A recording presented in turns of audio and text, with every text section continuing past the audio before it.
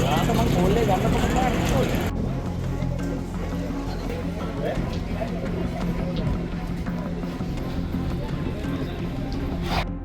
ගාල්ල බන්ධනාගාරයේ ආපන ශාලාවේ ගෑස් කන්දුවක් නිසා අද සවස ඇති වූ ගින්න පාලනය කිරීමට මේ වනට සමත්ව තිබෙනවා.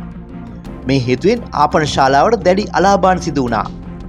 බන්ධනාගාර නිලධාරීන් නිසා ගාල්ල නගර සභාවේ ගිනියීමේ ඒකකය එක්ව ගින්න මැඩ පැවැත්වූ බවයි වාර්තා වන්නේ. ගින්න හේතුවෙන් ආපන ශාලාවේ බඩු භාණ්ඩ විශාල ප්‍රමාණයකට දැඩි අලාභාන සිදුව තිබුණා.